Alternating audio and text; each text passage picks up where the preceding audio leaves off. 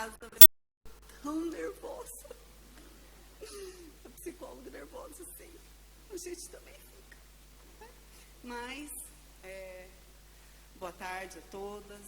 É um privilégio estar aqui. E desde que eu comecei a estudar, eu me formei em psicoterapia. Eu sou bacharel em psicoterapia pela Birkbeck, que é a Universidade de Londres. Já estou formada há mais ou menos um ano, vai fazer um ano no bacharelado, há 2 anos no curso.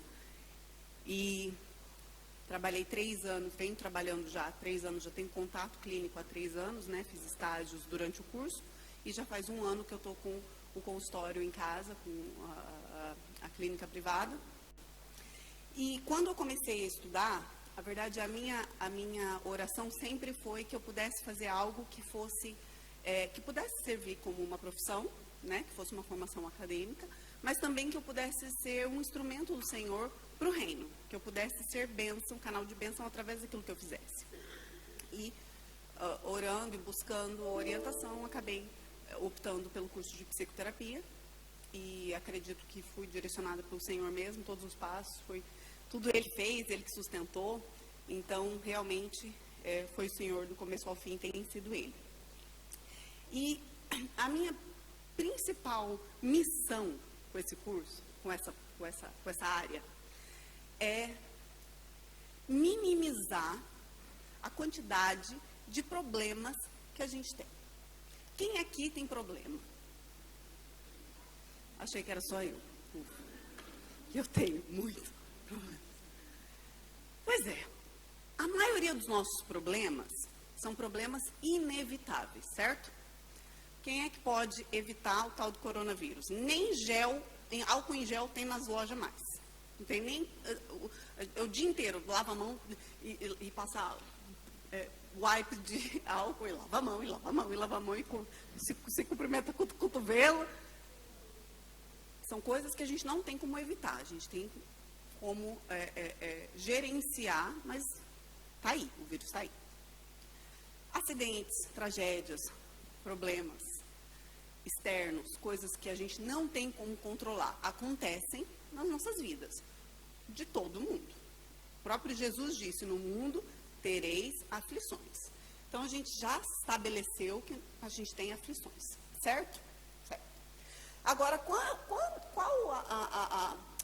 o número desses problemas que a gente tem, muitas vezes, que são resolvíveis? São problemas que eu chamo de problemas desnecessários. Então, a minha missão é ajudar as pessoas a minimizar os problemas, ou seja, trabalhar com problemas que são desnecessários, tentar tratar eles. Muitas vezes, eu falo que trabalhar com as doenças do escopo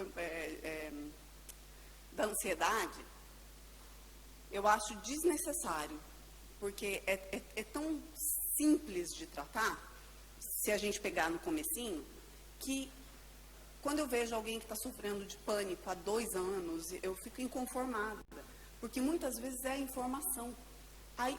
Ter a informação do que se trata, de como funciona, de qual é o mecanismo dessa doença, já é 90% do tratamento. Mas, às vezes, como isso a gente só vai pegar lá na frente, a doença já está tão estabelecida que é muito mais difícil de tratar. Então, a gente vai falar um pouco sobre isso.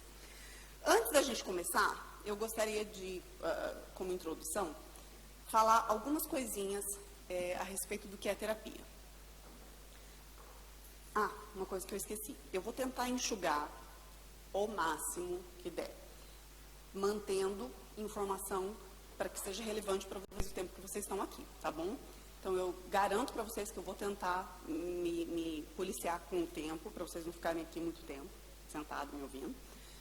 E no final, a gente tem um momento para responder perguntas. Algumas de vocês já escreveram alguns papeizinhos, a gente vai selecionar algumas perguntas para responder. E aí, se vocês acharem que dá tempo, então a gente faz esse momento de perguntas e respostas. Se não, fica por isso, ok? Combinado? Ok. Estou ouvindo um eco, tá bom? Ok. O que é a terapia? Muitas vezes as pessoas não sabem o que é terapia, ok? O que é um tratamento psicológico. Então, eu vou explicar. Primeiro, psicólogo não é psiquiatra. Psiquiatra é um médico formado em medicina, que então faz uma especialização em psiquiatria, e o psiquiatra é o responsável por prescrever medicamentos. O psicólogo não dá medicamento, não dá diagnóstico, o psiquiatra é que faz isso, ok? O psiquiatra, ele trabalha com doenças que são neurológicas e ele trata de forma medicamentosa, ele não faz tratamento terapêutico. Ele, então, encaminha para a terapia e prescreve medicação. Então, essa tem uma diferença aí entre psiquiatra e psicólogo ou psicoterapeuta, como é o meu caso. E a psicoterapia, a terapia, ela é o tratamento de problemas emocionais. É o tratamento de problemas que são do escopo emocional, mental, comportamental, então, nessa área, ok? Existem muitas teorias dentro da terapia. Então, às vezes as pessoas chegam para mim e falam, não, mas meu terapeuta não falava nada. Eu não gostei não fui mais. É que existem linhas, como a psicanálise, que o terapeuta, ele deixa o paciente livre para falar e ele, então, analisa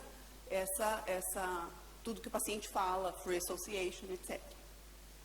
Eu não clinico, eu vou falar das duas que eu clinico. Eu não clinico a psicanálise, eu não me formei em psicanálise. Eu me formei em psicodinâmica, que é um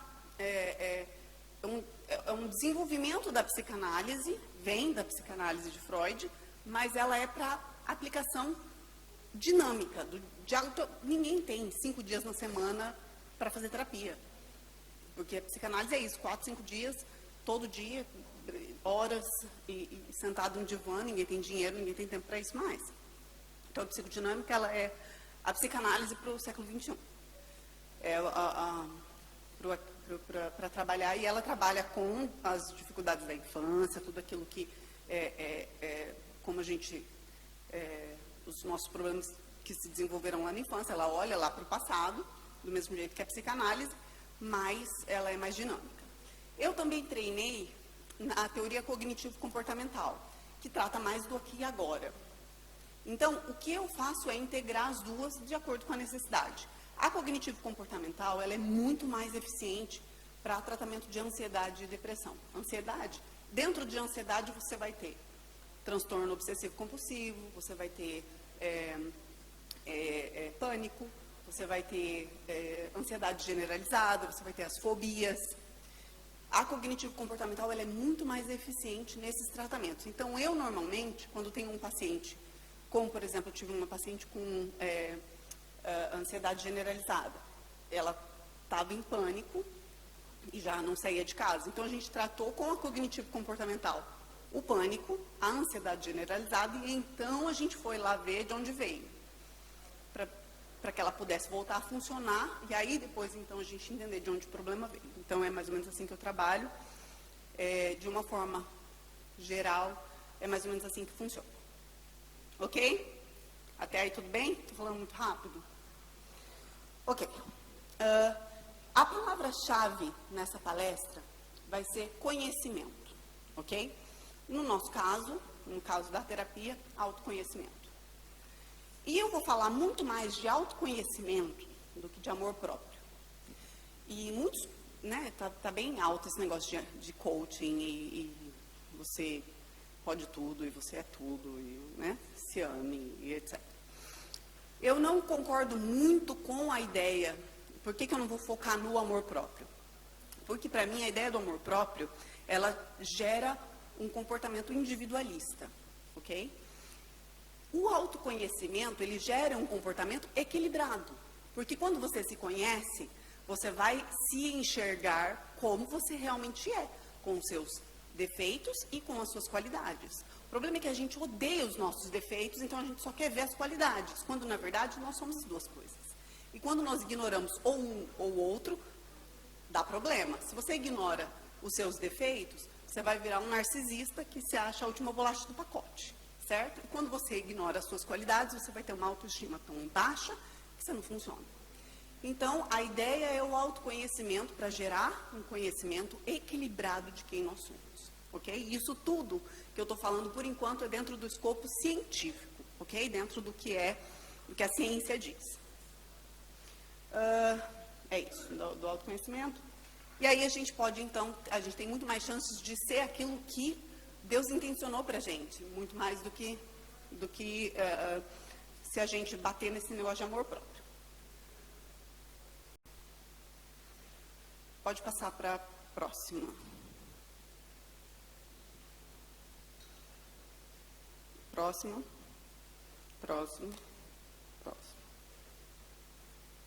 Ok, aí. Albert Einstein, eu gosto muito dessa frase. Einstein disse uma vez que a insanidade é continuar fazendo sempre a mesma coisa e esperando resultados diferentes. Isso é loucura. Isso que é loucura. Ok? E eu acho fantástico. Mas como é que você muda? Como que a gente pode mudar? Então, como é que a gente vai quebrar esse ciclo de insanidade? Né? Então tá. Eu quero quebrar 2 tabus antes da gente entrar no assunto de verdade. Eu quero quebrar 2 tabus em relação à psicologia, à terapia, tá? Primeiro, por que eu estou falando nisso? Por que o tema era saúde emocional e vida cristã? Porque não só na sociedade, hoje muito menos, mas ainda tem, dentro da igreja, existe muito preconceito em relação a tratamento psicológico. A gente vem de uma teologia, não sei, da época dos anos 70, 80, quando começou lá um surge meio pentecostal, de que tudo é espiritual. Depressão é do diabo, você é falta de fé, ou é pecado, ou, você tem que orar, falta de fé. Você tem que estar com ansiedade, falta de fé, vai orar mais. Não, vou fazer uma campanha no monte, né? E ainda existe muito preconceito, porque existe essa ideia de que a ciência e Deus são inimigos, quando na verdade, quem que criou a ciência? Deus. Nós temos inteligência para descobrir as coisas, para estudar as coisas, porque Deus nos deu. Então, a ciência não é inimiga de Deus, ela na verdade ela pertence a Deus. Então, ela está aí para nós usarmos ao nosso favor. Ela não está aí para ser contra nós. Ok? Então, quem nunca falou, vocês vão rir, quem nunca falou, ou nunca ouviu falar, vocês não devem ter falado isso, mas com certeza. Terapeuta, psicólogo, não estou louco. Você está louca, vai se tratar. Não, nesse hospital de doido. Nesse hospital de doido, não entra. Terapia não é para louco, ok? O termo louco, ele significa alguém realmente que não está no seu estado normal, desequilibrado, ok? O termo louco significa isso. Porém, não é um termo médico, não é uma coisa que a gente usa para descrever quem precisa de tratamento. Principalmente porque gera uma ideia pejorativa, né? É pejorativo isso, é ruim. Então, acaba afastando mais do que atraindo as pessoas. Então, primeira coisa, terapia não é para doido, tá? Não é para louco. Quantas pessoas em depressão, com crise de pânico, já ouviram falar, como eu falei antes, né? Vai se tratar, vai orar, vai para o monte. Jesus é meu psicólogo. Eu amo essa frase. Preciso de terapeuta. Jesus é meu psicólogo. Não estou dizendo que Jesus não pode ser seu psicólogo. Amém? Não é isso que eu estou dizendo. A questão é, uma coisa é uma coisa, outra coisa é outra coisa. Ok? Existe espaço para tudo. E a gente vai entrar nisso já já. Existem coisas que são de origem espiritual, emocional, e a gente tem que identificar. É sobre isso que a gente vai falar. Vou dar um exemplo. Quando você quebra a perna, o que você faz? Vou te dar 3 opções. Vou te dar 3 opções, você escolhe uma, tá? A primeira, você quebrou a perna. Primeira opção, fica em casa orando para a perna voltar ao normal. Segunda opção, convoca o grupo das irmãzinhas de oração para fazer uma campanha no monte. Terceira opção, ora, até pede oração, mas também procura a ajuda de um médico para ser medicado, ter a perna engessada, talvez até operada. 1, 2 ou 3. Né? Então, por que a gente não faz isso com a nossa saúde emocional? Né? Se você for uma pessoa sensata, como eu sei que vocês são, vocês vão escolher a 3 e confiar na ciência. Buscar a ajuda de um profissional. Deus pode te curar? Pode. Deus pode fazer sua perna voltar ao lugar milagrosamente? Pode. Ele vai fazer? Provavelmente não. Por quê? Porque ele criou leis naturais, ele criou instrumentos para que a gente se cuide, para que a gente se trate, para que a gente busque ajuda.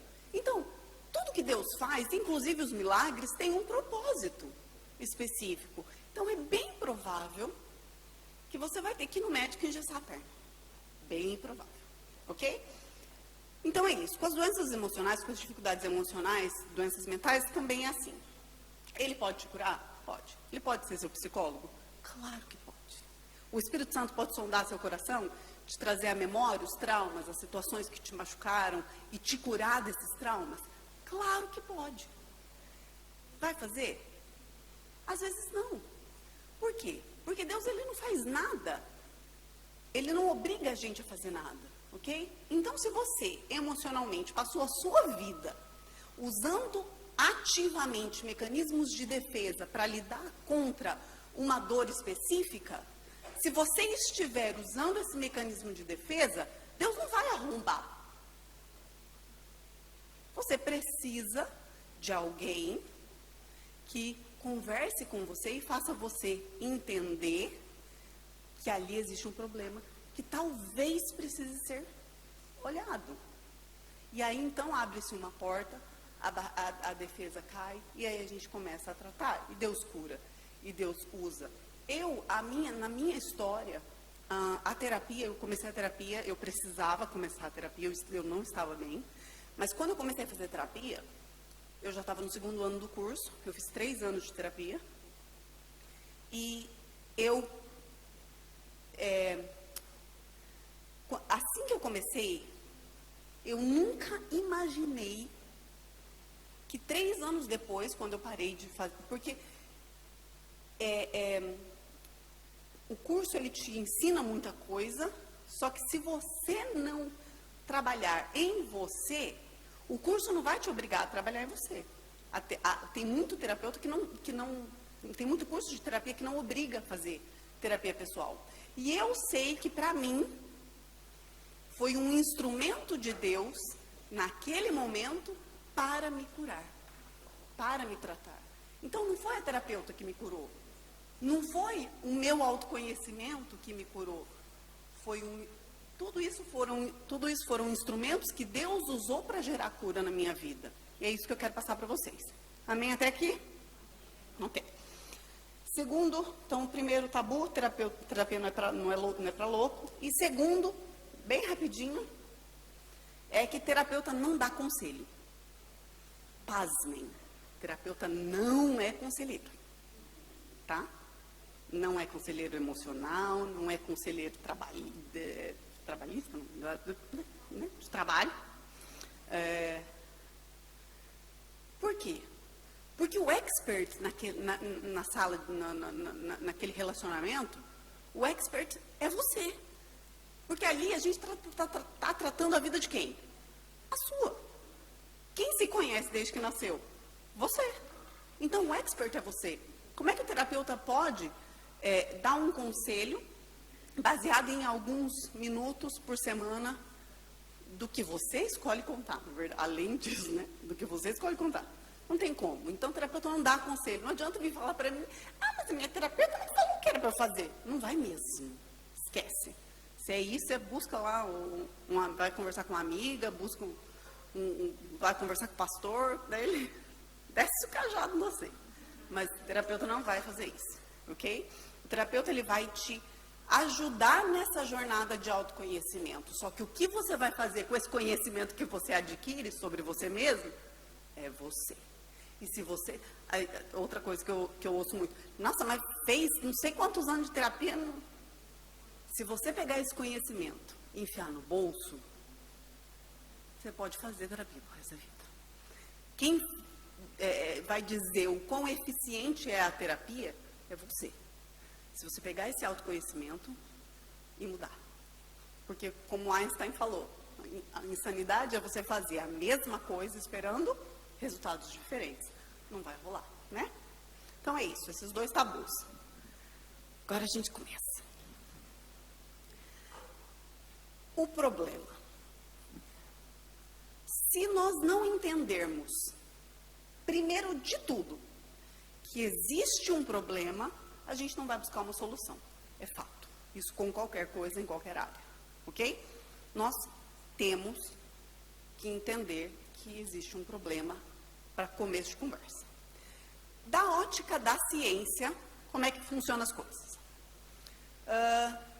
Nós somos, em grande parte, isso tradicionalmente se acredita, que nós somos formados, nós temos lá a nossa personalidade inata, nós temos algumas coisas genéticas, mas grande parte da nossa personalidade, da forma como nós lidamos com as nossas mazelas emocionais, vem das experiências que nós tivemos desde que nascemos. Bem ou mal, e a terapia não busca culpado, a gente não busca tentar entender de quem é a culpa. A gente busca tentar entender o que é que aconteceu e o que aconteceu e como o que aconteceu influenciou você. Às vezes, houve, por exemplo, quando eu nasci, minha mãe, quando ela estava grávida de 8 meses de mim, ela teve um problema cardíaco. E aí, eu tive que nascer prematura, e a minha mãe ela fez uma cirurgia cardíaca e ficou 6 meses sem poder me pegar no colo. Então, eu sei que existem coisas que tem na minha formação, baseada nessa situação de falta de contato materno. Culpa de quem? Foi assim, não foi culpa de ninguém, entendeu? Mas foi algo que aconteceu e que gerou algumas consequências. Então, entender o que são, qual é a ligação, o que são essas consequências e como elas estão influenciando o seu aqui e agora. Então, quando você cresce, ao passo que você cresce, assim que você nasce, você precisa de alimentação, você precisa de cuidados. E a forma como você é cuidada e a forma como você recebe esse cuidado, tanto físico quanto emocional, vai dizer muito sobre quem você é hoje. Principalmente nos seus relacionamentos. Por quê? Porque é tudo sobre relacionamento. Mãe e filho, pai e filho, é tudo sobre relacionamento. A criança aprende por imitação, né? Você fica lá, ela faz. Você manda beijo, ela começa a mandar. Você fala, levanta o braço. Ela não sabe o que é levanta o braço. Você vai ter que mostrar para ela o que é levanta o braço. É por imitação, não é por palavra. Então, a construção da nossa teia emocional também é por exemplo, não é por palavra. Então, se você nasce dentro de uma família onde a mãe, sei lá, tem depressão, ok? Tem depressão pós-parto. Então, a criança vai sentir as consequências daquela desconexão emocional. E isso vai afetar os relacionamentos subsequentes. Porque a primeira marca, bum, o primeiro relacionamento, ele marca. E aí ele serve de modelo. Então, a nossa infância, querendo a gente ou não, ela influencia quem nós somos hoje, bem ou mal, para o bem ou para o mal. E muitas vezes não é de quem é a culpa, como eu falei, é como as coisas que aconteceram nos afetaram. E aí, a verdade é que no fim do dia, os nossos pais nos deram o que eles tinham. O que eles nos deram é o que eles tinham. E hoje a gente dá o que a gente recebeu. Muitas vezes a gente repete, sem querer repetir. Por quê? Porque foi o que a gente recebeu. Funcional ou não. Parece loucura, mas se você recebeu o caos, é o caos que é familiar. Se você recebeu funcionalidade, você vai gerar funcionalidade. Se não, não. Só que assim, o que eu geralmente falo é que essas coisas que nos aconteceram, traumas e problemas, elas não são uma sentença. Não é porque foi assim, né, aquela síndrome de Gabriela, nascer assim, crescer assim, você sempre assim. Não, não é. O que faz a diferença? O autoconhecimento. A partir do momento que você pega essa dinâmica, que está lá, presente, automática, se repetindo, porque foi o que você recebeu. Quando você pega ela e tira do inconsciente e traz para frente, para a luz, você tem como lidar. Lembra? Se você sabe qual é o problema, você tem como lidar e buscar a solução. Então, essas dinâmicas disfuncionais que nós recebemos, elas podem ser mudadas desde que nós tenhamos consciência delas. Por isso, o conhecimento é tão importante. Vou falar brevemente para vocês sobre 3 dos grandes males emocionais que a gente tem tido, que são os que a gente mais luta. E daí eu passo para a ótica espiritual. Então, por enquanto, a gente está falando sobre a ótica da ciência. Já nem sei em que slide que está. Está no... A depressão. Pode passar para o slide da depressão. Vê se você acha aí. Ok. A depressão, ela é um distúrbio do humor, ok? Ela é um problema do humor. Ela é uma doença que afeta o humor. Eu gosto de separar eu vou separar essas doenças em passado, presente e futuro, porque basicamente é assim que elas são focadas. Então, a depressão, ela é focada no passado, ok? Nos traumas, nos problemas e às vezes até predisposição genética, mas a depressão, ela está lá focada no passado. E a depressão, ela tem o que a gente chama de tríade negativa. Ela é basicamente a visão negativa sobre quem nós somos, quem os outros são e como o mundo é. Ok? Então, eu não tenho valor, os outros não são confiáveis, o mundo é perigoso. Ok? Isso é basicamente a tríade negativa do pensamento da depressão. 2 elementos principais são as características dos sintomas da depressão, que é o baixo humor, né? E ruminação.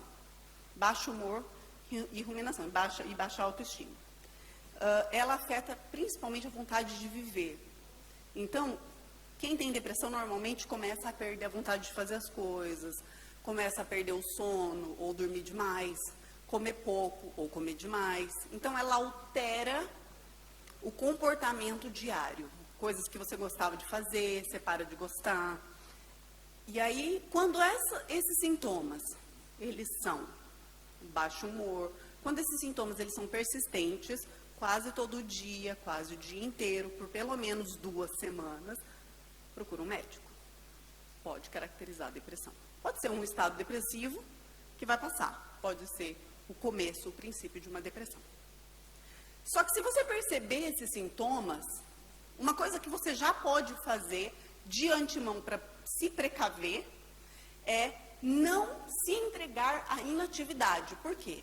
A inatividade, ela é o elemento principal que alimenta a depressão. É o elemento que mantém a depressão. Então, se você começar a ficar com falta de vontade de sair de casa, vai ter que sair. Se você começar a querer ficar mais deitado, mais debaixo do cobertor, não tiver mais nem vontade de ir no mercado, vai ter que sair. Porque se você se entregar a essa inatividade, você tem um grande risco de cair em depressão.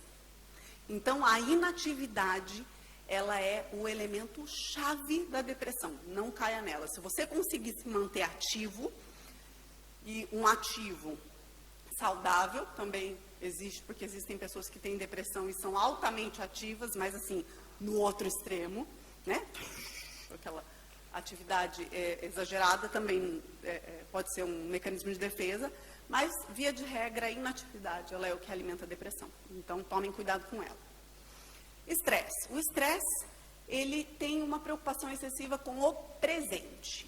O estresse, ele é a diferença na balança entre a quantidade de problemas que você tem e a condição que você tem de lidar com eles. E não precisa ser real, pode ser o que você acha. Às vezes você acha que seu problema é muito grande e que você não tem condições nenhuma de lidar com ele. E isso vai gerar o estresse, real ou não.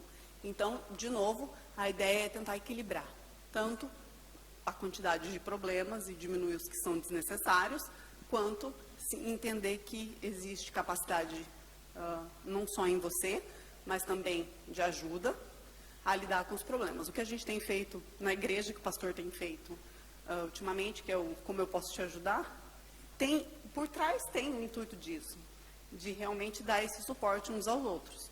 Então, isso te ajuda bastante a diminuir o estresse, quando você sabe que você tem alguém com quem contar. Certo? Okay. Estou ficando sem ar. Mas é que eu falo muito rápido. Muito rápido. Eu quero passar por... A ansiedade. Ai, gente, eu sou apaixonada por ansiedade. É esquisito, eu sei, mas eu gosto. Eu gosto demais. É um dos meus temas preferidos. E eu, na faculdade, eu era uma das únicas, nós éramos em acho que 12, 14 pessoas. Só tinha 2 pessoas que gostavam das aulas de cognitivo comportamental. Era eu e mais um outro doido lá. Eu amo ansiedade. Para mim, a ansiedade, porque assim, a depressão, ela tem um elemento químico, né? Porque a depressão, se começou com a baixa serotonina, ou se foi o baixo humor que abaixou a serotonina, de qualquer forma, existe um elemento químico, existe um elemento fisiológico que ajuda a gerar depressão. Agora, a ansiedade, ela é má interpretação. Então, se a gente entende, a gente trabalha com ela. Eu estava conversando com a Tainara ali atrás, ela estava falando sobre a forma como ela lida com a ansiedade dela e de parar e entender o que está acontecendo. E é exatamente isso. A ansiedade, ela é uma emoção secundária. A ansiedade não tem cura, gente, porque ela é normal. Ela faz parte de quem nós somos. Deus nos fez com ela, porque sem ela a gente nem sobreviveria. Então, a ansiedade, ela é, na verdade, um mecanismo de defesa do nosso organismo para o que é de verdade um problema. Qual que é a dificuldade? Quando a gente tem a ansiedade acionada e não existe um problema de verdade. E isso é o que mais acontece. Se você... Porque a ansiedade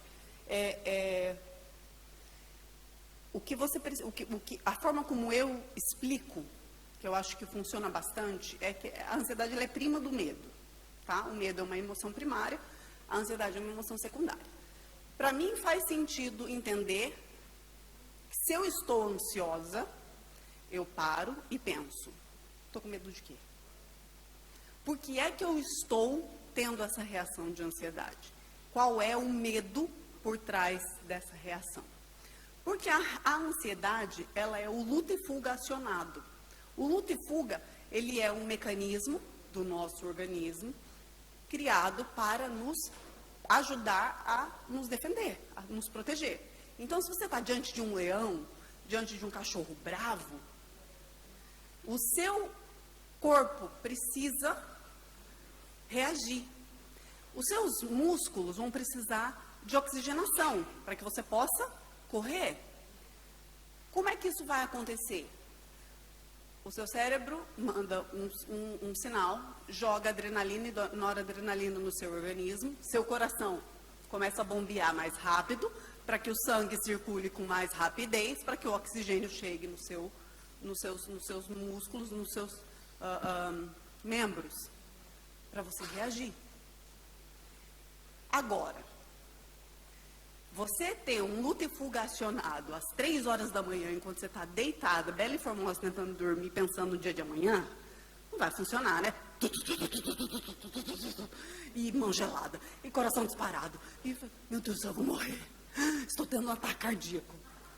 Não, menina, você está só com luta e fuga acionado, porque você está com medo de alguma coisa. Se você entende isso, você tira o poder daquela crise. Porque se você pensar, eu estou em perigo, o que vai acontecer com o seu coração? Vai piorar, e vai piorar, e vai piorar, e vai piorar. Quando você entende, eu não estou correndo, não tem porque eu estou com o coração disparado. Eu não estou em perigo, não tem um cachorro nenhum aqui que vai me atacar. Então não tem motivo para eu estar com o coração disparado, estar em luta e fuga. Estou com medo do quê? Deve ser aqui. Porque o seu cérebro ele não vai distinguir se você tem um leão na sua frente ou se é a entrevista do dia seguinte. Ele vai acionar o luta e fuga. Se está em perigo, ele vai acionar o luta e fuga. Mas se não é um leão, um cachorro que você precisa se defender e correr, não tem necessidade. Quando a gente não entende, e aí é uma, né? Até uma outra palestra, mas quando a gente não entende que é uma reação natural do nosso corpo, porque o nosso cérebro acha que a gente está em perigo e que é uma reação inofensiva, e você pensa assim, se meu coração está disparado, às 3 horas da manhã, não fiz nada está acontecendo, eu devo estar com um problema cardíaco. Você pensou isso, você entra em pânico.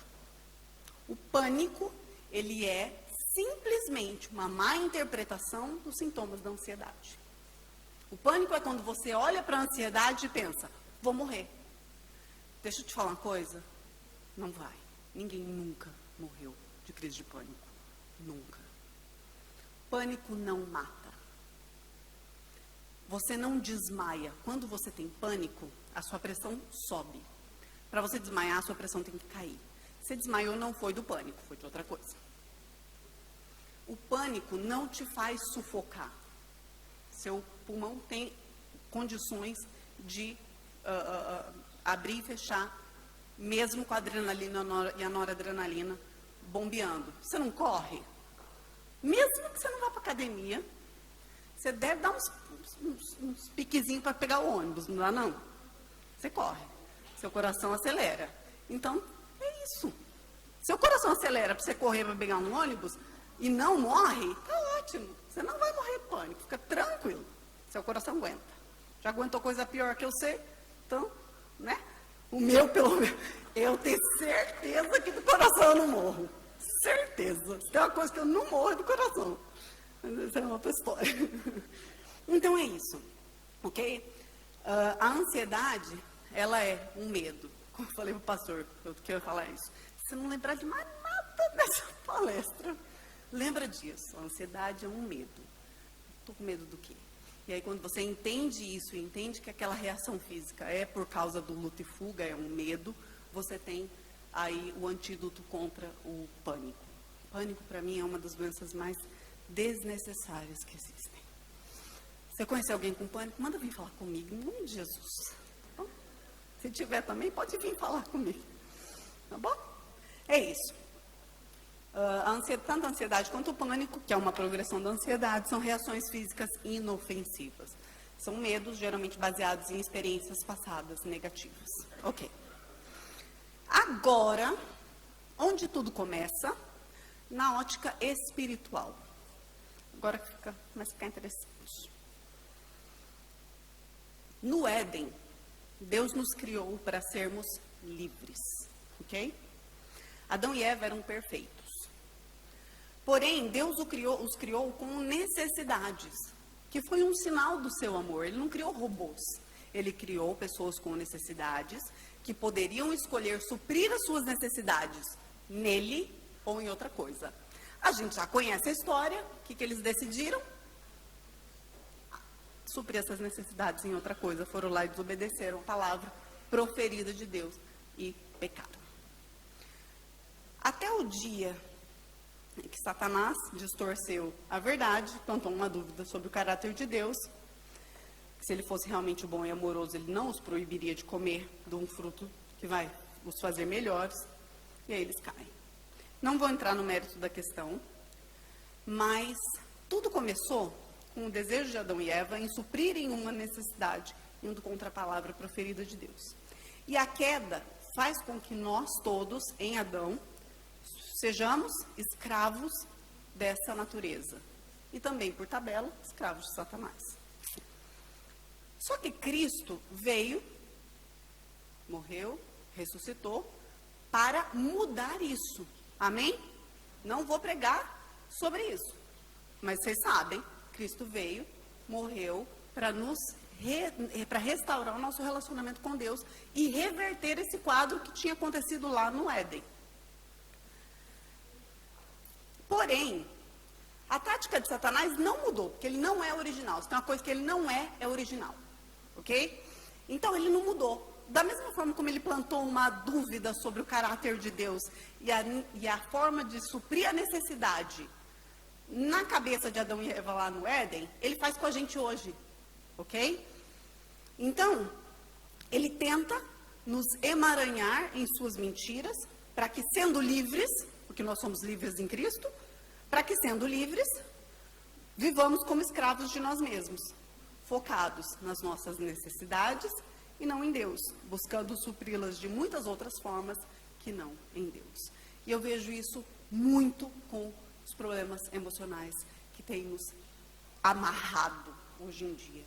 Eu vejo muitas vezes as doenças emocionais como amarras de Satanás para manter o povo de Deus inativo, para manter a luz de Cristo em nós sem brilhar. Porque aí a gente fica preso, rodando atrás do nosso próprio rabo. Quando ele já deu o antídoto, quando ele já deu instrumentos para que nós pudéssemos lidar com essas coisas. Mas aí a gente fica preso e não faz nada. Ele não pode tirar sua salvação. Ele não pode fazer você ir para o inferno. Se você aceitou Cristo, se você foi escolhido por Cristo, ele não tem como te levar para o inferno. Mas ele tem como te manter inativo. Ele tem como manter a sua luz sem brilhar, se ele te convencer de que as suas necessidades precisam ser supridas em outros lugares, e não em Deus. E é isso que ele tem feito, muitas vezes, com a gente. Tem uma frase do John Piper, tem aí no slide, que eu achei fantástica. Ele fala assim: pecado é o que você comete quando o seu coração não está satisfeito com Deus. Ninguém peca por obrigação. Então, o pecado é quando a gente não está satisfeito com Deus, quando Deus não é suficiente. A gente canta, né? Your grace is enough. Mas muitas vezes a gente não vive assim. A gente não vive como se a graça dele bastasse. A gente não vive como se ele fosse o suficiente. Ok? Então é isso. Como o tema da palestra fala, a gente precisa primeiro entender que a gente tem um problema, ok? Então a gente busca uma solução direcionada, entendendo o que é esse problema. A gente já entendeu como as dificuldades se desenvolvem a partir da ótica científica e também a partir da ótica espiritual. Já vimos também que o conhecimento, nesse caso, o autoconhecimento, ele é a chave, o primeiro passo para que tomemos melhores decisões. Primeiro passo, não a solução. Tem um slide que a gente não passou, que é uma figura, Muller.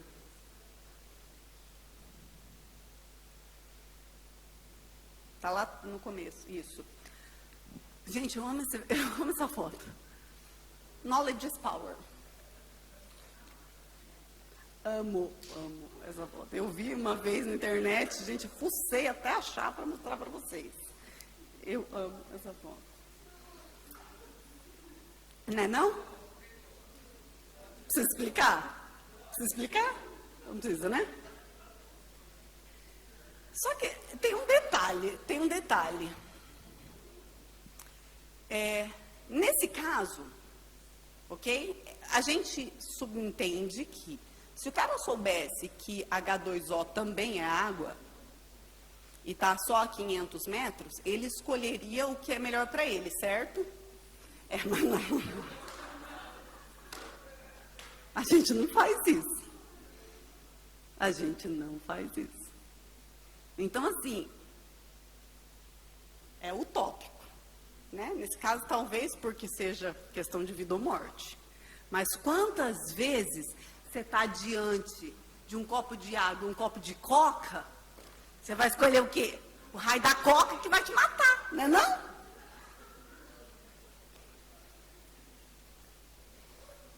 Pois é. A gente, infelizmente, muitas vezes... Por isso que eu falei, o conhecimento ele é o primeiro passo, tá? Mas aí, o cara, com aquele conhecimento, ele ainda tem que tomar uma decisão. O problema não está no conhecimento, o problema está na decisão, certo? Mas também isso é outra palestra, né? Vamos combinar. Isso é outra história.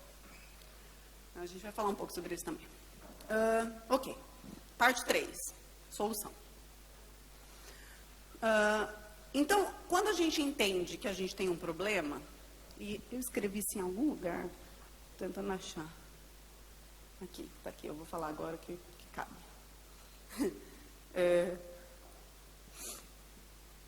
Já ouvi isso inúmeras vezes. Se você está aí sentada, pensando assim, mas minha infância foi tão boa, não tem problema nenhum. Gente, não sei o que é isso que esse povo tem. Ai, traumas, abandonos, minha infância foi ótima.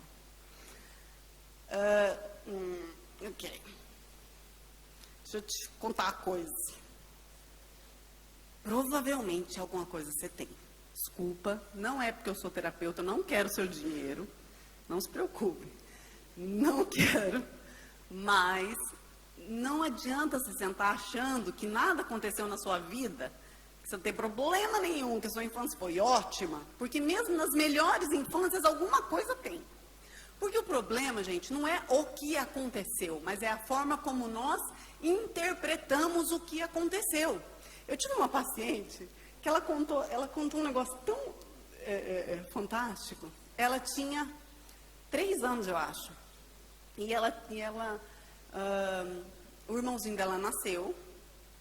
E aí, 3? Acho que 3 ou 4. Ela era bem novinha. O irmãozinho nasceu. Aí a mãe chegou em casa com o bebê.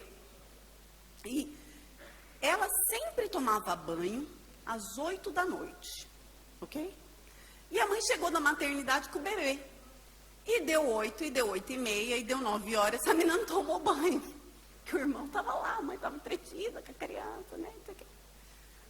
Não, ela me contou que ela pegou a toalhinha dela e foi para a banheira tomar banho. Porque ninguém vai me dar, não? Pois eu vou tomar sozinha. E a gente estava falando sobre isso, ela lembrou disso, porque a gente estava falando da dificuldade que ela tinha em confiar nas pessoas, em achar que as pessoas iriam cuidar dela. E ela, enquanto a gente falava sobre isso, num relacionamento amoroso, no aqui e agora, ela com 30 e poucos anos, ela lembrou desse evento de quando ela tinha 3, 4. Então, a mãe dela abandonou ela? A mãe negligenciou ela? Não. Só que ela interpretou como: tô largada agora, ninguém me ama mais, essa casa. Se eu não tomar banho, ninguém vai me dar banho. E ficou com trauma pro resto da vida. Entende? Então não é... Você não precisa ter sido abusada, abandonada, negligenciada, uma coisa muito grave, para você ter gerado algumas disfunçõezinhas nos seus relacionamentos atuais. Então é isso, ok? E independente da forma como a ciência olha para essa questão de como a gente é formado, nós somos crentes. E nós não podemos esquecer de uma questão central: o pecado. O pecado, ele é o responsável por todas essas disfunções. Porque nós éramos perfeitos em Adão, quando Adão cai, nós caímos junto. E tudo, inclusive a natureza, começa a estar em decadência. Inclusive as nossas emoções. O nosso corpo é decadente, as nossas emoções são disfuncionais. Tudo isso é resultado do pecado. Então, sim, os seus pais eram pecadores e eles te criaram da melhor ou pior forma possível, porém em pecado. E fazendo coisas erradas, e errando, tentando acertar, etc. e tal. Então, de alguma forma, alguma coisa aconteceu. Se você está bem até hoje, glória a Deus, aleluia, tomara que o seu mecanismo de defesa funcione até você morrer. Senão, em algum momento, você vai vir conversar comigo. Amém? Falei, acho que não era assim tão bom quanto eu imaginava. Então, é isso. Uma das coisas que eu uso para identificar, para separar os problemas e tentar identificar a solução de forma mais direcionada, acho que tem um slide sobre isso, entender, depois que você entende que existe um problema, entender a natureza desse problema. Por quê? Porque não adianta, como a gente estava falando da perna quebrada, não adianta você procurar o seu pastor se a sua perna está quebrada. Não adianta você procurar o terapeuta se você está com um problema espiritual, se é um pecado, se é uma falta de perdão.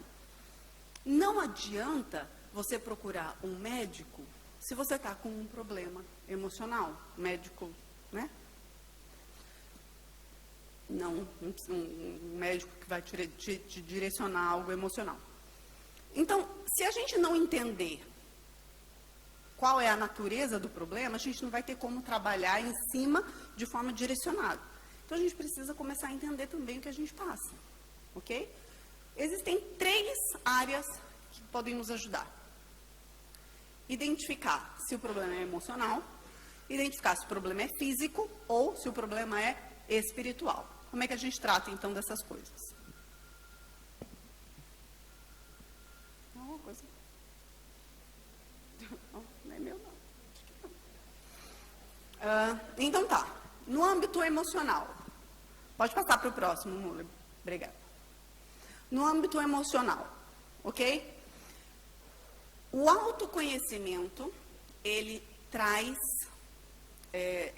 ele é o antídoto, ele é a solução, né?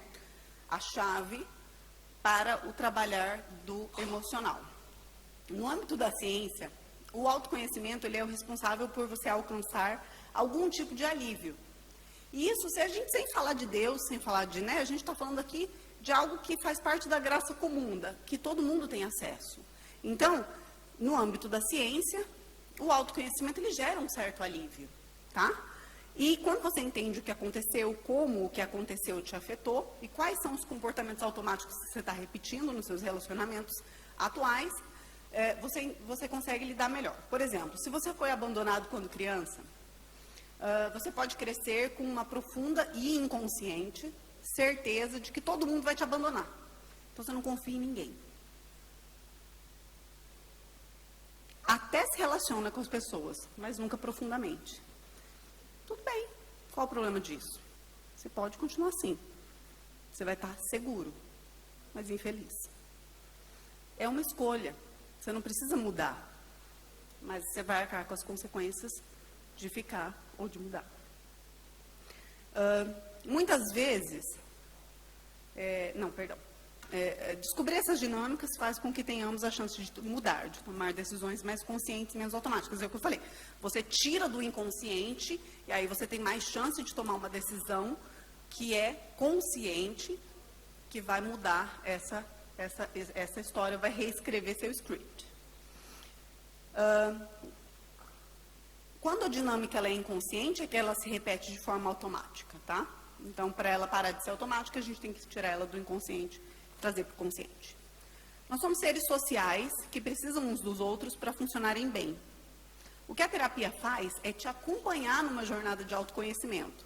E o autoconhecimento, só que ele não precisa vir só com a terapia, é que ele normalmente vem com a terapia. Mas ele não precisa vir só com a terapia, ok? Por exemplo, o autoconhecimento pode vir com o Espírito Santo te revelando, com uma meditação profunda e honesta sobre quem nós somos. Porém, como eu já disse, a maioria dos nossos dilemas e dificuldades se encontram na esfera inconsciente. E, geralmente, certas técnicas são necessárias para trazer o que está escondido e defendido à tona. Por isso que a terapia é muito útil.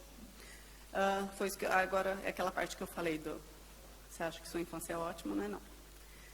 Então, resumindo, todos se beneficiariam com a terapia nessa busca por autoconhecimento. Uns mais, tem uns que precisam de mais, confesso. Né? Vocês já viram aquele meme na internet? Preciso fazer terapia para lidar com as pessoas na minha vida que precisariam fazer terapia e não estão fazendo. É mais ou menos isso. Além do que tem isso, né? Enfim. Então, a primeira coisa é o autoconhecimento dentro da esfera emocional. A segunda coisa que pode ajudar dentro da esfera emocional a lidar com o problema, se o problema for emocional, é não ignorar o problema. Tá? A gente estava falando isso na quarta-feira, na reunião das mulheres. Muitas vezes, a gente finge que não está sofrendo, e às vezes até não é por mal. Né? A gente simplesmente, vida que segue. Né? O mundo gira, a fila anda, você tem que funcionar, né? Você tem que trabalhar no dia seguinte, as crianças têm que ir para a escola e vida que segue. Então, mas muitas vezes isso se torna um hábito muito nocivo. E por vários motivos a gente acaba escondendo ou não reconhecendo que nós temos um problema emocional. Alguns dos motivos primeiro, porque a nossa sociedade, por tabela, acredita que chorar é fraqueza. Não vem me dizer que você não acha, porque você acha. Você não gosta de chorar na frente dos outros.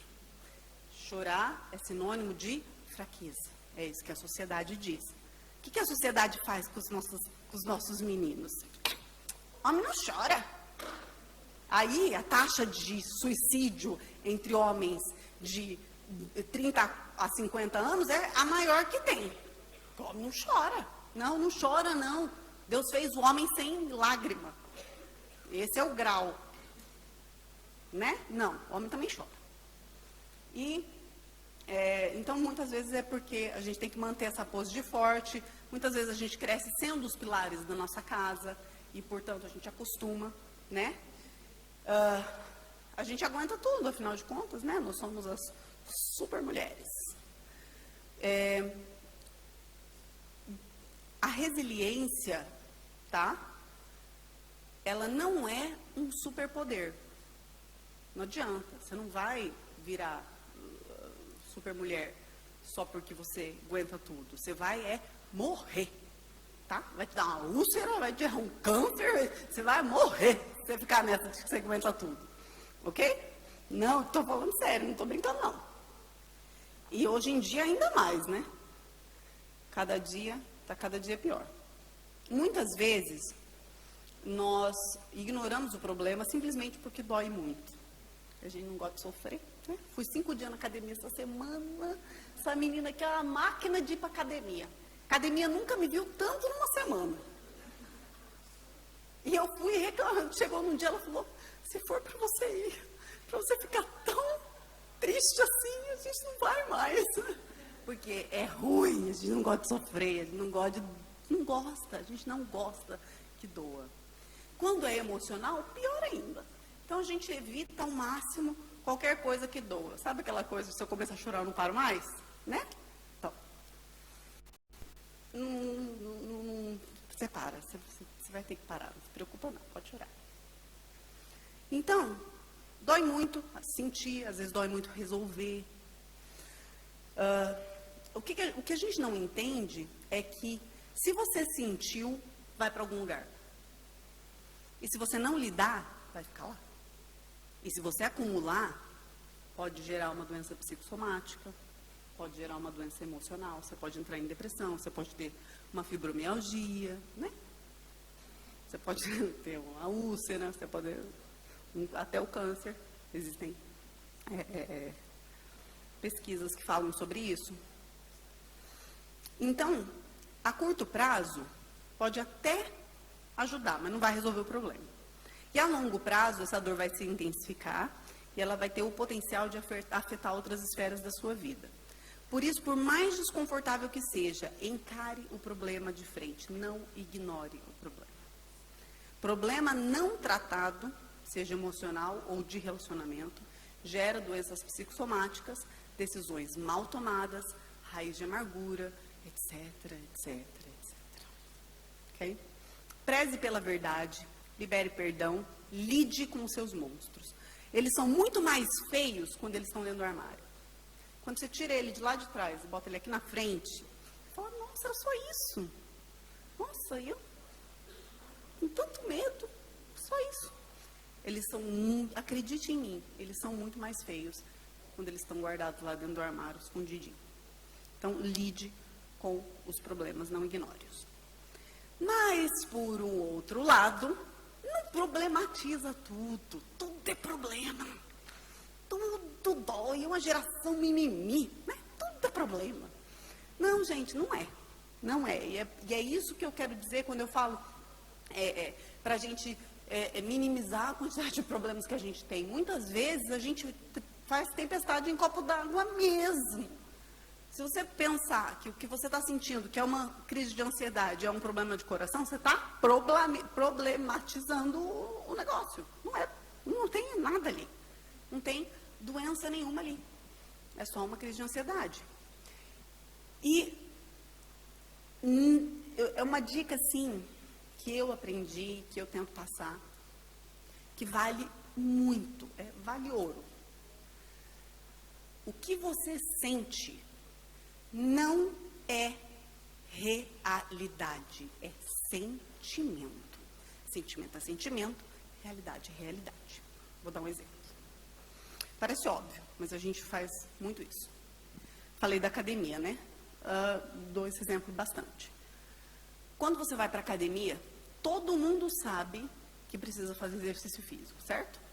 Quem aqui acha que exercício físico é ruim para a saúde? Ninguém. I know. Eu quero levantar a mão também, mas não é. Exatamente. Em tese, fazer exercício físico, né, como o nosso pastor falou lá no começo, na abertura, faz bem para a saúde. Ele é a nossa plaquinha do H2O, né? Só que a gente não escolhe ele muitas vezes, né? A gente sabe que faz bem, mas a gente não faz. Por quê? Porque dói. E aí você pensa, doeu, é ruim. Só pode ser ruim. Ué, tá doendo, então não deve ser negócio, não deve ser certo. Não, gente, não é necessariamente porque dói que é ruim. Não é necessariamente porque gera sofrimento que vai gerar problema. Muitas vezes precisa doer para ser tratado, uma ferida. Quando ela está infeccionada, ela precisa ser limpa para ela cicatrizar direito. E dói. Se limpar, tirar todo o pus e cavucar, vai doer pra caramba, vai ficar latejando dias até cicatrizar. Mas quando cicatrizar, vai cicatrizar direito. Porque se aquela ferida cicatrizar suja, ela vai virar um monstro embaixo daquela cicatriz. E ela pode muito bem infeccionar você para fora ou para dentro. Ela pode cair na sua corrente sanguínea e te matar. Ou ela pode explodir em pulso e ficar muito mais feio. Então, a ferida ela precisa ser tratada, emocional ou física. E dói. Só que aí, doeu, não volto mais na terapia. Me fez chorar, não volto nunca mais. Vou lá para chorar, estou pagando para chorar. Não, choro em casa, né? Choro sozinho. Então, é isso. Então, não confunda sentimento com realidade. Não é porque você sente que é. Não é porque você está com medo que você está em perigo. Esse é o mecanismo que eu estava falando lá no começo da ansiedade generalizada, da fobia. Não é porque você está com medo que aquela aranha vai pular do papel e vai te atacar. Não é. Entende? Sentimento e realidade. Não é porque você sente que é. Quando você consegue alinhar essas duas coisas, você consegue, então, prosseguir. Então, você fica stuck ali, você fica preso nessa fantasia. É uma fantasia. Ok? É isso. O pânico, o transtorno obsessivo-compulsivo, eles funcionam assim. Eles são essa má interpretação. O transtorno obsessivo, o pânico, ele é uma má interpretação de um sintoma físico, que é o da ansiedade. O transtorno obsessivo-compulsivo, o TOC, não é mania de limpeza. TOC não é você gostar de tudo alinhado. Isso não é TOC. O TOC ele é rituais que são feitos contra pensamentos intrusivos, ruins, que a pessoa interpreta como sendo parte de quem ela é. Então, foi feita uma pesquisa, foi dado 100 frases, 100 pensamentos, para 2 grupos de pessoas, uma que tinha toque e um grupo que não tinha. E as mesmas frases. E a pesquisa saiu que os 2 grupos tiveram a mesma quantidade de respostas. As pessoas lá, sei lá, 80% das pessoas já tinham tido aqueles pensamentos de quem tinha toque e a mesma coisa de quem não tinha. O que essa pesquisa mostrou? Que, na verdade, todo mundo tem pensamentos intrusivos esquisitos. Quem nunca pensou, no metrô, tá lá na estação, quem nunca pensou, se empurrar essa pessoa ali, o que acontece? Gente, a gente tem pensamentos esquisitos, você fala, meu Deus do céu, de onde veio isso em nome de Jesus? Só que você não pensa assim, nossa, se eu pensei isso, é porque eu sou um assassino. Quem tem toque faz essa interpretação. Pega o pensamento e adiciona a identidade. Então, se eu pensei, é porque eu sou. E aí começa rituais para fazer com que esse pensamento vá embora. Só que o que acontece é, quanto mais você força o pensamento para fora, mais ele volta. E com mais força. E aí os rituais precisam aumentar. E o toque é isso. Ele é simplesmente uma má interpretação de pensamentos intrusivos negativos. Da mesma forma como o pânico é uma má interpretação dos sintomas da ansiedade. Por isso que eu digo, é de ouro essa dica. Realidade e sentimento não são a mesma coisa. Ok? Qual é o segundo tipo de problema? Problema físico. Quando a gente tem um problema físico, a gente vai muito mais fácil. Você vai no médico, né? Você está com uma doença física, você vai no médico. Independente se a doença começou no âmbito emocional ou não, ela foi para o físico, vai para o médico.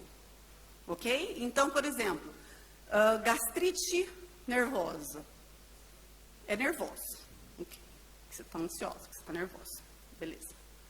Mas virou gastrite, certo? Você vai no médico. Então, aí existe essa... é um tratamento holístico, né? É um tratamento que envolve... é interdisciplinar. Então, você vai precisar tanto de terapia quanto do médico. Então, o âmbito físico é muito fácil de entender. Se você está com pânico e você vai no médico e você faz todos os exames e o seu coração está bem, então você pode ficar tranquilo que é só pânico mesmo. Não vai procurar um terapeuta. Mas descarte, realmente, se você não tem nada. Não tem problema nenhum nisso. Mas se não tiver, não fica lá dando murro em ponta de faca. Vai procurar um terapeuta que você ganha mais. E no âmbito espiritual, tem um aconselhamento pastoral. Um aconselhamento pastoral, ele de forma geral, ele pode ser definido como um processo de orientação espiritual e psicológico que ocorre entre 2 ou mais indivíduos, no qual um deles, o conselheiro, por sua posição e capacidade, procura aplicar conhecimentos e intervenções com a intenção de compreender, orientar, influenciar e modificar a função mental e o comportamento do outro, que é o aconselhar. O aconselhamento pastoral é um processo comunicativo que considera as diferentes dimensões do ser humano e tanto ministros ordenados quanto pessoas leigas podem ser agentes do aconselhamento pastoral e cada qual pode exercer o ministério de aconselhamento desde que se sinta motivado, tenha habilidades e preparo para esse serviço. Eu não sei você, mas eu uso bastante aconselhamento pastoral. Vira e mexe, eu estou batendo na cara na porta do pastor. Pastor, tem 2 minutinhos aí para mim? Só tirar uma dúvida. Faz parte dessa rede de auxílio que a gente precisa ter. Agora, gente, então a gente já viu, né, que primeiro a gente tem que reconhecer o problema, depois entender a natureza do problema, se é emocional, físico ou espiritual, como é que a gente lida em cada uma dessas esferas para buscar essa solução direcionada. Só que, de um modo geral, nós como crentes, nós também temos Algo que vai nos auxiliar em todas essas áreas ao mesmo tempo. Não é necessariamente coisas que você faça sozinha para gerar mudança, pode fazer, pode gerar, porém ela precisa estar presente na nossa vida, independente de problema ou não, independente da natureza do problema ou não, ok? São as disciplinas espirituais e algumas outras coisinhas que eu identifiquei e que eu acho que são de extrema importância, que eu gostaria que vocês vissem comigo. Rapidinho. Juro que é rápido.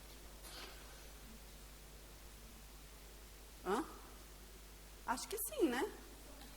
Vocês fizeram algumas pessoas fizeram perguntas, né? Não fez pergunta? Não tem problema, a gente pede para levantar a mão qualquer coisa, né? Ou levanta a mão também e pergunta qualquer coisa, se vocês quiserem esse momento.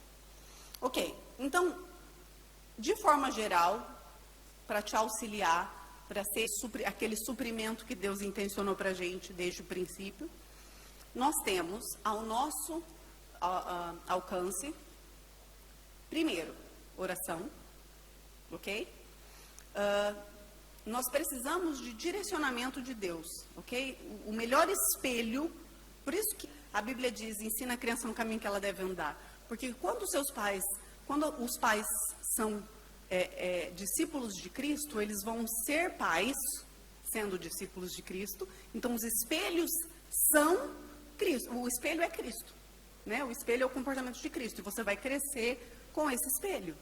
E aí, as suas chances de ter uma autoimagem mais equilibrada são muito maiores, porque o seu espelho foi Cristo. Foram pessoas que refletiram Cristo para você. Então, a gente sabe que sabedoria, o temor do Senhor é o princípio da sabedoria. Não existe sabedoria, que é a aplicação correta do conhecimento, fora de Deus. Então, se a gente sabe que é em Deus que a gente tem que buscar a sabedoria, a gente tem que falar com Ele. Como é que você vai reconhecer a voz dele, se você não fala com ele? Hora de problema, aflição, desespero, não é hora para começar a tentar reconhecer a voz de Deus. Não é. Você pode falar com ele na hora do desespero? Claro. Só que as chances de você entender qual é a voz dele e qual é a sua, diminuem. Agora, se você tem o costume de ouvir Deus, de conversar com ele, de falar com ele, então você vai estar acostumada a ouvir a voz dele. Na hora da aflição vai ser muito mais fácil distinguir qual é o direcionamento que ele está te dando. Em João 10, 27, Jesus diz o seguinte: as minhas ovelhas ouvem a minha voz, eu as conheço e elas me seguem. Não é só isso. Como é que a gente vai receber a sabedoria, o descanso, se a gente não pedir? Lembre-se que ele não nos criou como robôs. Então, é através da oração que você demonstra a sua intenção de buscar o suprimento das suas necessidades nele. É através da oração que você demonstra a fé que ele pode te ouvir. Que você sabe que você tem um Deus que pode te ouvir. É através da oração. Peça e será dado. Busquem e encontrarão. Batam e a porta será aberta. Pois todo o que pede recebe, o que busca encontra, e aquele que bate, a porta será aberta. Mateus 7, 7, 8.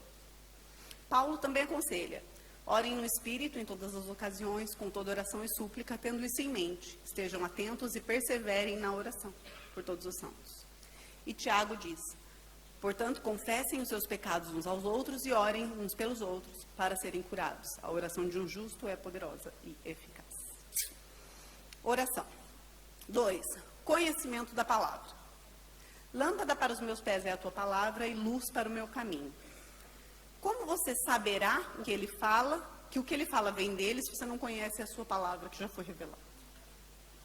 A Bíblia, ela é suficiente. Toda escritura é inspirada por Deus e útil para o ensino, repreensão, correção e instrução na justiça, para que o homem de Deus seja apto e plenamente preparado para toda boa obra. Ele lhe ensina, ele liberta, ele instrui, ele conforta, ele direciona, através da sua palavra. 3. Satisfação em Deus. Ame o Senhor, o seu Deus, de todo o seu coração, de toda a sua alma, de todas as suas forças. Deuteronômio 6:5. Quando escolhemos satisfazer as nossas necessidades físicas e emocionais em prazeres mundanos, estamos nos enchendo do que o mundo tem e que é passageiro. Quando escolhemos satisfazer as nossas... o amor próprio excessivo, como eu falei, ele é pecaminoso. E ele é diferente de uma compreensão equilibrada de quem nós somos em Cristo. Quando nós entendemos a nossa identidade em Cristo, quando é Ele o nosso espelho, nós sabemos que fomos criados à imagem e semelhança de Deus e que somos amados por Ele. E esse amor nos enche e capacita a amá-lo, a amar ao próximo e também a nós mesmos. Aí sim entra o amor próprio, contextualizado, né? Dentro do que Deus nos direcionou a fazer. A gente tem tudo em Deus para nos satisfazer. Não tem motivo para a gente buscar satisfação em outro lugar. Mas a gente busca. E, por último, a nossa motivação, ela tem que ser a eternidade. Se é somente para essa vida que temos esperança em Cristo, somos de todos os homens os mais dignos de compaixão. 1 Coríntios 15:19. Pois hoje ordeno a vocês que amem o Senhor, o seu Deus, andem nos seus caminhos e guardem os seus mandamentos, decretos e ordenanças. Então vocês terão vida e aumentarão em número, e o Senhor, o seu Deus, os abençoará na terra em que vocês estão entrando para dela tomar posse. No capítulo 2 de 2 Timóteo, Paulo usa as figuras de um soldado, um atleta e um lavrador para ilustrar a vida cristã. Para mim, Muller, é um comentário do William Barclay, quase no final. Nessas três imagens, há uma coisa em comum. O soldado vê-se sustentado pela crença na vitória final. O atleta, pela visão da coroa. O lavrador, pela esperança da colheita. Cada um deles submete-se à disciplina e ao trabalho pela glória que obterão. O mesmo acontece com o cristão. A luta cristã não é uma luta sem fim. Não é um esforço sem meta. Sempre vai para alguma parte. E o cristão pode estar muito seguro de que depois do esforço da vida cristã vem a alegria do céu. E quanto mais se lute, maior será a alegria. Como nós vimos, tudo começa com o reconhecimento de que temos um problema. Conhecendo esse problema, sua natureza, temos as ferramentas que nos auxiliam a lidar com os mesmos dentro do possível. Porém, como eu já disse, e aqui que fica, a ciência sem Cristo, ela é limitada, ela é incompleta. Por isso eu decidi seguir esse ramo, para ser mais uma profissional cristã, usando esse instrumento de Deus para o bem do próximo e para a glória de Deus. Satanás já está há tempo demais estagnando o povo de Deus com essas doenças tratadas, nos fazendo individualistas, correndo atrás do próprio rabo. Enquanto você fica se lamentando, ocupada demais, Satanás, que não pode tirar de você a sua salvação, como eu já falei, faz você ficar ineficiente e assim não levar mais ninguém a Cristo. Não glorificar a Deus com sua vida, não ser luz no mundo da terra. Quando usamos a ciência dentro da graça salvífica de Cristo, temos acesso à cura verdadeira e à restauração verdadeira. Deus usa esses instrumentos para nos direcionar, nos medicar e então nos curar. Nada disso que falamos fará alguma diferença, porém, se não for colocado em prática. É o nosso H2O. Se você não escolheu o H2O, não vai adiantar de nada. Põe para mim um versículo de Tiago. Não, já lá no final.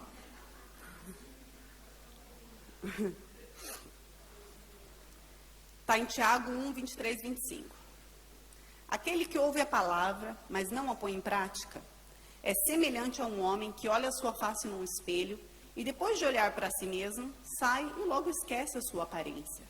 Mas o homem que observa atentamente a lei perfeita que traz a liberdade e persevera nessa lei, não esquecendo o que ouviu, mas praticando, será feliz naquilo que fizer. Está na hora de acabarmos com isso, amém? Chega de mimimi. A vida já tem sofrimento demais dos quais a gente não tem controle. Então vamos parar de sofrer desnecessariamente. Vamos usar os instrumentos que nos deu para o nosso bem e prosseguir para o alvo que é Cristo. Assim nós estaremos livres para cumprir o nosso propósito na terra, que é o quê? Glorificar a Deus. Amando a Deus acima de todas as coisas, ao nosso próprio, como a nós mesmos e pregando o evangelho a toda criatura. Tem um último, eu acho que é o último slide, Muller.